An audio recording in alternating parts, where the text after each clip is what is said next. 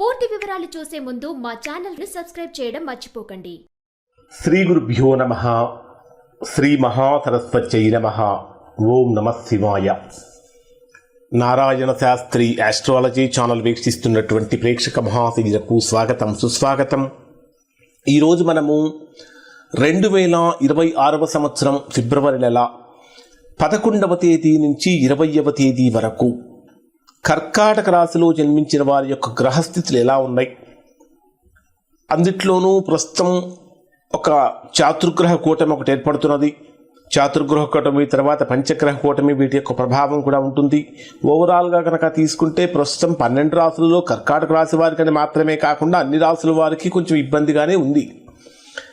అయితే ప్రస్తుత కాలంలో అనేక మంది ఎదుర్కొంటున్నటువంటి సమస్యల గురించి కొన్ని, అంటే అసలు ప్రస్తుత కాలంలో ఉద్యోగ సమస్యలు ఎలా ఉన్నాయి, వివాహ సమస్యలు ఎలా ఉన్నాయి, ముహూర్త బలం ఎలా ఉంటుంది అనేటటువంటి 3 టాపిక్స్ మీద 3 వీడియోలు చేశాం. అవి చూస్తే మీరు ఈ సమస్యలతో కనుక బాధపడుతున్నట్లయితే ఖచ్చితంగా మీకు ఈ సమస్యకు పరిష్కారం లభిస్తుంది. ఖచ్చితంగా ఆ వీడియో చూడండి. ప్రస్తుతం కర్కాటక రాశి వారిని కనుక తీసుకుంటే జరుగుతున్నటువంటి గ్రహస్థితి కొంచెం ఇబ్బందికరంగానే ఉంది. అంటే వాస్తవం ఎప్పుడూ కూడా వినటానికి బాధాకరంగానే ఉంటుంది. నేను అంటే నారాయణ శాస్త్రి చెప్పే మాటలు ఏవి కూడా షుగర్ కోటెడ్తో ఉండవు, అంటే తీయగా ఉండవు. అంటే వాస్తవంగా ఉన్నది ఉన్నట్లుగా చెప్పటం మా నైజం ఇక్కడ.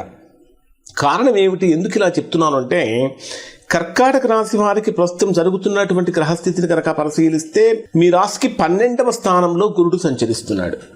12వ స్థానంలో సంచరించేటటువంటి గురుడి యొక్క ప్రభావం అనేక రకాలైనటువంటి అనారోగ్య సమస్యలు తీసుకొస్తుంది ప్రస్తుతం.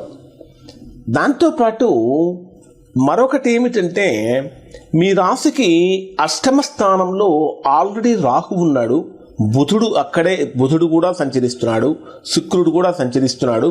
13వ తేదీ నుంచి రవి కూడా అక్కడికే వెళ్తాడు. అంటే 13వ తేదీ నుంచి మీ రాశికి 8వ స్థానంలో చాతుర్గ్రహ కూటమి యొక్క ప్రభావం ఏర్పడుతుంది.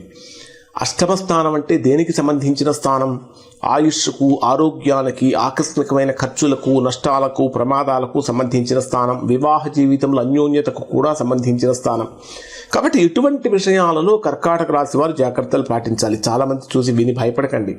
మీ వ్యక్తిగత జాతకంలో కనుక ఎలాంటి దోషాలు లేకపోతే గోచారం మీకు ఒక 30-40% మాత్రమే ప్రభావం చూపిస్తుంది. వ్యక్తిగత జాతకంలో దోషం అంటే దీని ప్రభావం 70, 80, 90% వరకు కూడా ఉంటుంది. మరి ఆ 8వ స్థానంలో సంచరించే గ్రహాలు ఏమిటి అంటే, మీ రాశికి ద్వితీయాధిపతి, ధనాధిపతి అయినటువంటి రవి 8మంలో సంచరిస్తాడు. ధనాధిపతి, వాక్స్థానాధిపతి 8మ స్థానంలో సంచరించేటప్పుడు మంచి చెప్పినా సరే ఎదుటివారు చెడుగానే అర్థం చేసుకుంటారు. అంటే మాట్లాడేటటువంటి మాట, పైగా రవి రాహు గ్రహాల యొక్క కలయికతోటి పితృదోషం ఒకటి ఏర్పడుతుంది. ఇది ప్రధానమైనటువంటి దోషం.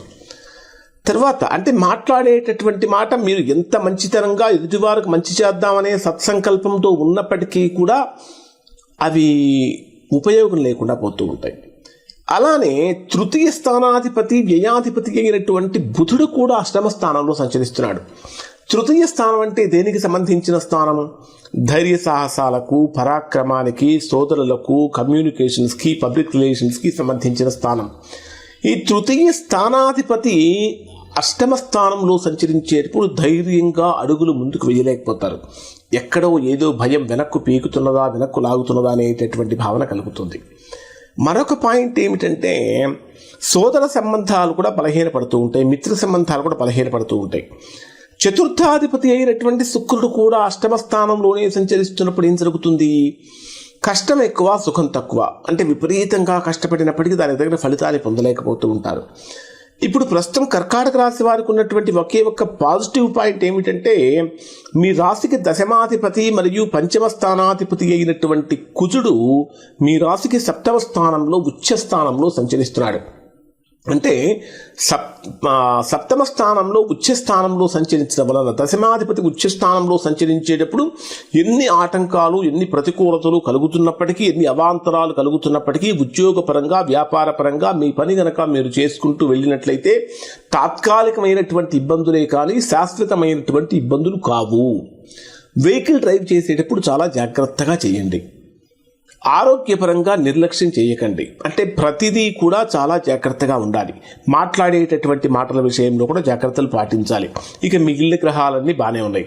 మరి డే వైజ్గా పరిశీలిస్తే వీరికి ఏ విధంగా ఉంటుందంటే 11వ తేదీ ఉదయం నుంచి 12వ తేదీ మధ్యాహ్నం 1:41 వరకు ఉండేటటువంటి సమయంలో ఇది మీకు ఏ రకంగా ఉంటుంది అంటే ఇది మీకు బ్రహ్మాండమైనటువంటి అనుకూలత కలిగిస్తుంది. ఒక మాటలో చెప్పాలంటే ఈ కర్కాటక రాశి వారికి 10 రోజులు కూడా భావోద్వేగపూరితమైనటువంటి నిర్ణయాలతో సంబంధాలన్నింటినీ అద్దంలా చూపిస్తున్నాయా అనిపిస్తుంది.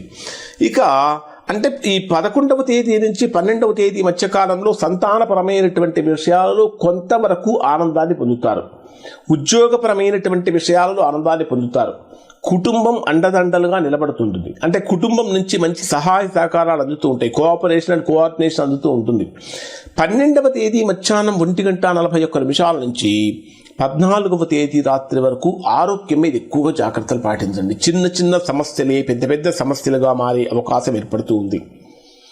శత్రు సమస్యలు పెరిగిపోతూ ఉంటాయి. రుణ సమస్యలు పెరిగిపోతూ ఉంటాయి. అనవసరమైన ఖర్చులు తగ్గించుకోవడం ప్రధానంగా చెప్పదగినటువంటి సూచన. 14వ తేదీ రాత్రి నుంచి ఇక 17వ తేదీ ఉదయం 9:04 వరకు ఉండేటటువంటి సమయాన్ని కనుక మనం పరిశీలిస్తే ఇది మీకు బ్రహ్మాండమైనటువంటి ఆనందాన్ని కలిగిస్తుంది. కానీ వ్యాపారపరమైనటువంటి విషయాలలో తొందరపాటు చర్యలు తొందరపాటు నిర్ణయాలు పనికి రావు అని చెప్పాలి. దాంపత్య జీవితం బాగుంటుంది. జీవిత భాగస్వామ్యాలతో మాట్లాడేటప్పుడు స్పష్టమైనటువంటి సంభాషణలు అవసరం. అవివాహితులకు వివాహ సూచనలు కూడా కనిపిస్తూ ఉంటాయి. ఇక అసలు ఇక్కడే ప్రారంభమవుతుంది. 17వ తేదీ నుంచి 17వ తేదీ ఉదయం 9:04 నుంచి 19వ తేదీ మధ్యాహ్నం 2:57 వరకు ఉండేటటువంటి సమయంలో మీ రాశికి అష్టమ స్థానంలో పంచగ్రహ కూటమి చంద్రుడితో కలిసి రాహువు, రవి, శుక్రుడు, బుధుడు, చంద్రుడు మొత్తం 5 గ్రహాల యొక్క కలయిక రాశికి అష్టమ స్థానంలో జరుగుతుంది. ఈ పంచగ్రహ కూటమి కేవలం 2 రోజులే ఉంటుంది. అయినప్పటికీ కూడా ఈ 2 రోజులు ముఖ్యమైనటువంటి పనులు ఏమైనా ఉంటే వాయిదాలు వేసుకోవటం మంచిది. ఇన్వెస్ట్మెంట్స్ చేయటం అస్సలు పనికిరాదు. ఎవ్వరికీ కూడా ధనాన్ని ఇవ్వకూడదు.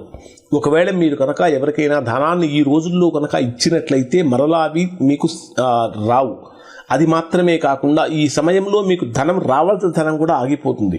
ఒకవేళ గట్టిగా అడిగితే శత్రుత్వం పెరుగుతుంది తప్ప ధనం ఆగిపోతుంది. కాబట్టి ఈ విషయాలలో జాగ్రత్తలు పాటించండి. ఇక 19వ తేదీ మధ్యాహ్నం 2:57 నుంచి 20వ తేదీ రాత్రి వరకు ఉండేటటువంటి సమయం అంతా కూడా దాదాపుగా అనుకూలమైనటువంటి ఫలితాన్ని ఇస్తుంది. కొంతవరకు ఉన్నటువంటి ప్రతికూలతలు తొలగిపోయి అదృష్టం వైపుగా మరలా అడుగులు పడే అవకాశాలు ఉంటాయి. ఓవరాల్గా కనుక పరిశీలిస్తే 40% అనుకూలంగా ఉంటే 60% ఈ రాశి వారికి ప్రతికూలంగానే ఉండే అవకాశాలు ఉన్నాయి. ఇవి కర్కాటక రాశికి సంబంధించిన ఫలితాలు. శుభం.